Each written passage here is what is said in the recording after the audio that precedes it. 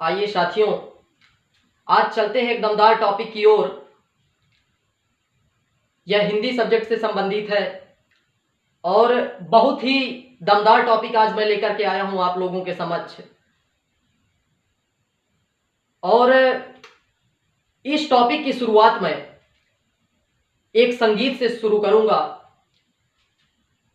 कि वह संगीत ऐसा है कि आपकी नजरों ने समझा प्यार के काबिल मुझे, आपकी नजरों ने समझा प्यार के काबिल मुझे, दिल की ये धड़कन ठहर जा मिल गई मंजिल मुझे, दिल की ये धड़कन ठहर जा मिल गई मंजिल मुझे, हाँ हमें मंजूर है जी, हमें मंजूर है आपका ये फैसला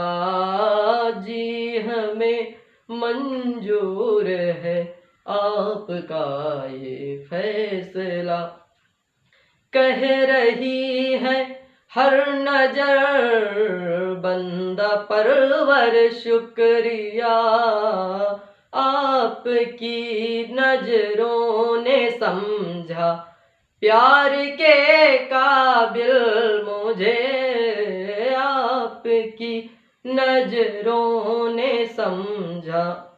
तो चलिए चलते हैं एक दमदार टॉपिक की ओर। और इस टॉपिक को पूरा पढ़ने के लिए चैनल को लाइक, सब्सक्राइब और ऑल नोटिफिकेशन पे क्लिक करें, जिससे मेरे अगले वीडियोस आपको मिलते रहें। और मेरे पिछले वीडियोस पर आप लोगों का बहुत सारा प्यार मिला है, बहुत सारे लाइक्स और व्यूज आए हैं। तो आज मैं इस दमदार टॉपिक की शुरुआत करूंगा और यह कहूंगा कि किसी ने कहा है कि अधजल गगरी छलकत जाए, तो आधा ज्ञान कभी मत लीजिए। जो भी हम पढ़ा रहे हैं, जो भी सिखा रहे हैं, पूरा देखिए, पूरा वीडियो देखिए।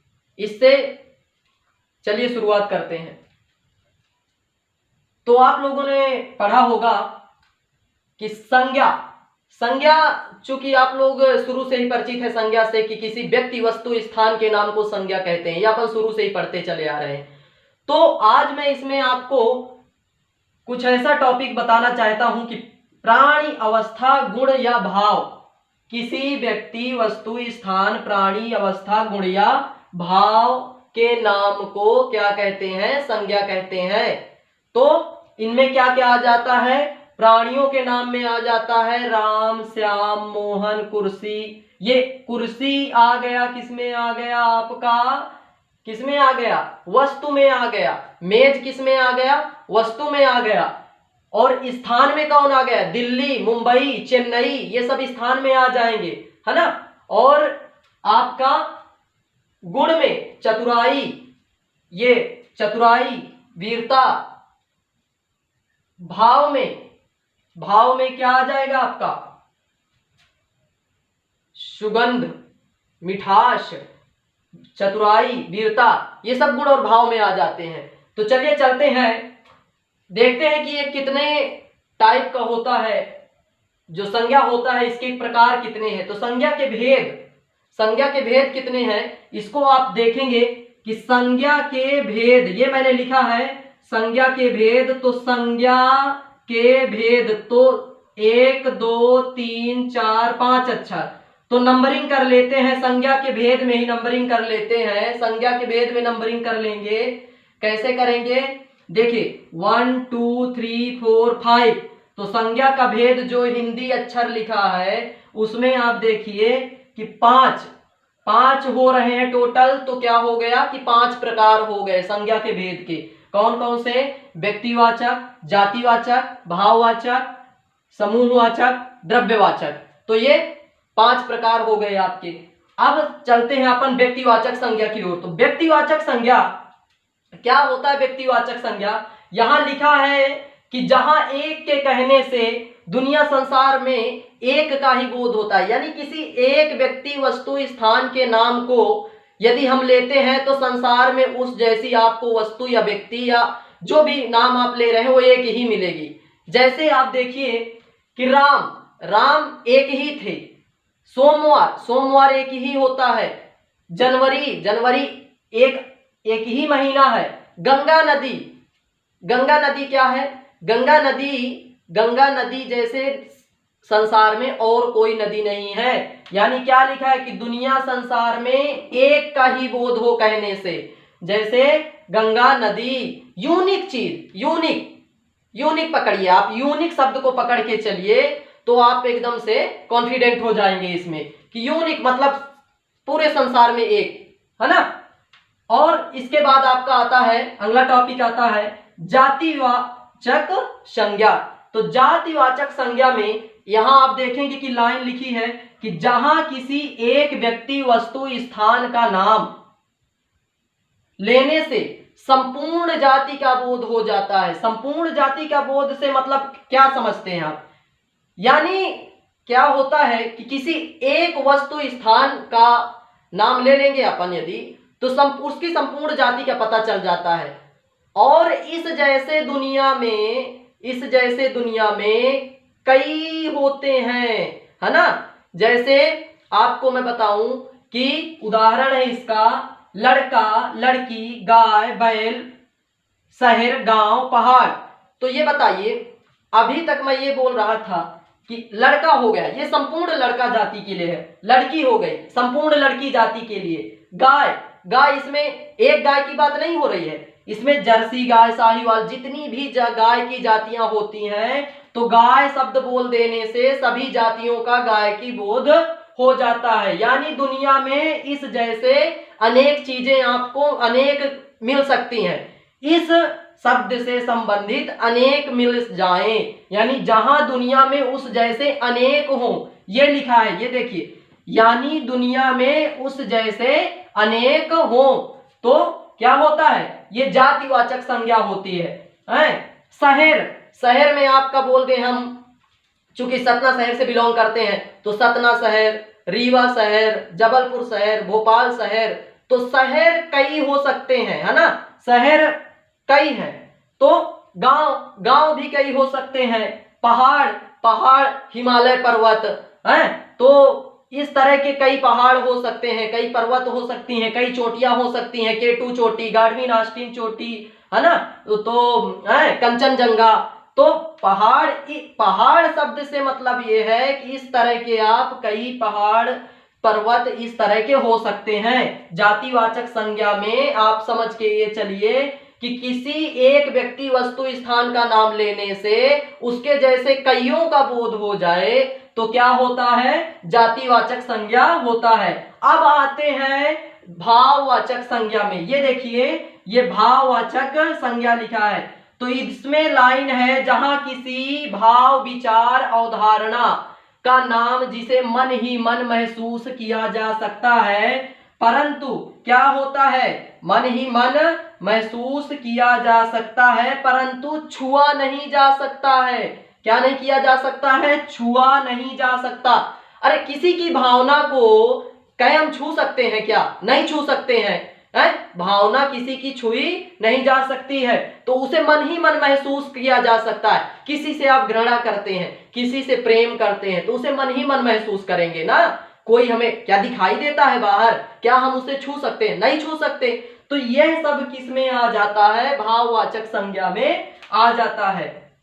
आइए चलते हैं, अगला है अपना क्या, अब भाववाचक के उदाहरण कई हैं, जैसे ईमानदारी नापी तौली जा सकती है, छुई जा सकती है, क्या चतुराई को छुआ जा सकता है।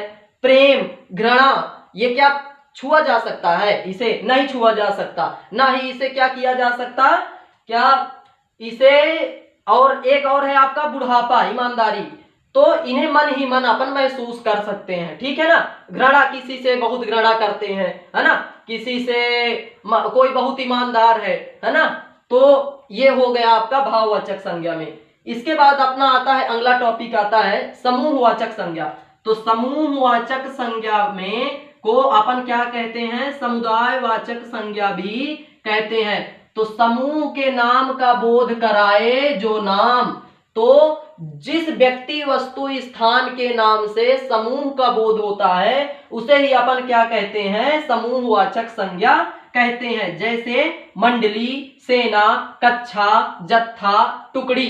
सेना की टुकड़ी हो गई, कक्षा में बहुत सारे विद्यार्थी हैं तो उनके विद्यार्थी हो गए। इसके बाद आपका आ गया मंडली हो गई, जैसे गायक मंडली हो गई, नृत्य मंडली हो गई, है ना। तो मंडली में बहुत सारे लोग रहते हैं। तो अपन कुल मिला के अपने को ये समझना है, जहां किसी भी किसी व्यक्ति वस्तु स्थान जो भी है, मतलब व्यक्ति वस्तु है, उसका समूह जब बन जाता है तो समूह को ही अपन क्या बोल देते हैं, जहां हमसे समूह का संकेत हो जाए वहीं अपन समूहवाचक संज्ञा या समुदायवाचक संज्ञा समझ जाएंगे। कि इस उसमें जो है, यदि कक्षा लिखा है तो यदि मान लीजिए कहीं एग्जाम पेपर में लिख के आ गया कि बताइए कक्षा कौन सी संज्ञा है, तो तुरंत आपको बोलना है कि कक्षा कौन सी है, समूहवाचक संज्ञा है। इसके बाद आपका आ गया सेना, सेना में पूछ लिया कौन सी संज्ञा है, समूहवाचक संज्ञा है ना।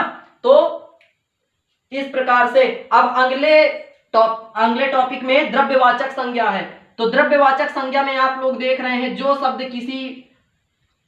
वह शब्द जो किसी पदार्थ, ठोस, द्रव, गैस का बोध कराए। तो पदार्थ मुख्यतः आप जानते हैं कि तीन ही चीजों से मिलकर बना होता है, ठोस, द्रव और गैस। तो इसमें तीन ही चीजें आएंगी, तीन चीजों से संबंधित जितनी भी वस्तुएं आएंगी तो उसमें क्या कर देंगे अपन, पदार्थ में जितनी यही सब ठोस, द्रव, गैस आएंगे तो इन्हें ही क्या बोल देते हैं अपन, द्रव्यवाचक संज्ञा बोल देते हैं। यानी इनसे संबंधित नाम यदि कहीं दिखते हैं आपको, इनसे संबंधित नाम कहीं दिखते हैं तो आपको क्या कर देना है, द्रव्यवाचक संज्ञा कर देना है। जैसे वायु, जल, रेत, सोना, चांदी, जस्ता, हीरा। तो ये द्रव्य है। चूंकि पंडित जी भी बोलते हैं कि द्रव्य दक्षिणा समर्पयामि, तो द्रव्य वहां आखिर आया ना, द्रव्य। तो द्रव्य पदार्थ जहां होता है तो द्रव्य हो गया आपका, वायु भी आ जाएगा, जल भी आ जाएगा। वायु क्यों आ गया, क्योंकि इधर गैस लिखा है तो वायु भी आ गई। जल आ गया क्योंकि क्या लिखा है, द्रव लिखा है। इसी जल की जगह और भी कुछ हो सकता था, दूध हो सकता था, शहद हो सकता था, है ना। सोना, चांदी, जस्ता, हीरा, ये सब किस में आ जाता है, आपका द्रव्यवाचक संज्ञा में आ जाता है। यदि कहीं पे मतलब इन सब से संबंधित नाम लिखे हैं तो आपको सीधे क्लिक करना है कि ये द्रव्यवाचक संज्ञा होंगे। इसके बाद अपन चलते हैं, चलिए अच्छे से आप लोग समझ गए होंगे, एक बार फिर से मैं इसको समझाना चाहूंगा कि संज्ञा किसी व्यक्ति, वस्तु, स्थान, प्राणी, अवस्था, गुण या भाव के नाम को संज्ञा कहते हैं। वस्तु, स्थान, प्राणी, अवस्था, गुण या भाव के नाम को संज्ञा कहते हैं। उदाहरण ये दे दिया गया है, आपको पूरा उदाहरण दे दिया गया है। इसके बाद आपको क्या दे दिया गया, संज्ञा के भेद। एक मैंने ट्रिक बताई है कि संज्ञा के भेद कैसे याद करते हैं। तो संज्ञा के भेद याद करते हैं, संज्ञा के भेद को लिख देना है, संज्ञा के भेद को लिख देना है और संज्ञा के भेद में नीचे से नंबरिंग कर देना है, 1 2 3 4 5 ऐसा कर देना है। तो ऐसा करने से क्या होगा कि आपको संज्ञा के भेद कितने हो गए, 5 हो गए, है ना। अर्थ के आधार पे अपन सामान्यतः देख लेते हैं कि 5 प्रकार के होते हैं। और व्यक्तिवाचक संज्ञा, जहां एक के कहने से दुनिया संसार में एक ही उस जैसी वस्तु हो, स्थान हो, नाम हो, एक का ही बोध हो, वहां क्या हो जाता है, व्यक्तिवाचक संज्ञा हो जाता है। जैसे राम, अब राम जैसे कोई व्यक्ति अभी है क्या, नहीं है, तो राम यूनिक है, यूनिक। जनवरी, सोमवार, इस जैसा कोई दूसरा डे नहीं है, सोमवार के जैसा क्या कोई दूसरा दिन है, नहीं है। जातिवाचक, जहां एक के कहने से अनेक का बोध हो जाता है ना। एक के कहने से अनेक का बोध हो जाता है, यानी दुनिया में उस जैसे अनेक रहते हैं। पहाड़ का अपन बोल दिए तो पहाड़ कईयों हैं हमारे देश में, है ना। इसके बाद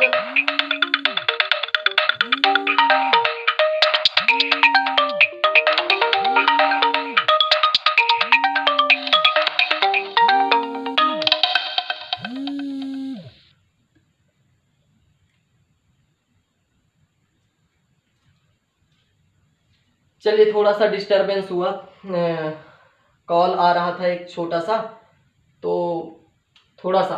तो अपन कहाँ थे, किस टॉपिक में थे कि यानी दुनिया में उस जैसे अनेक होते हैं, तो जातिवाचक संज्ञा में उस जैसे दुनिया में अनेक होंगे। इसके बाद आ जाता है आपका भाववाचक संज्ञा। तो भाववाचक संज्ञा में क्या होता है कि जिसे मन ही मन महसूस किया जा सकता है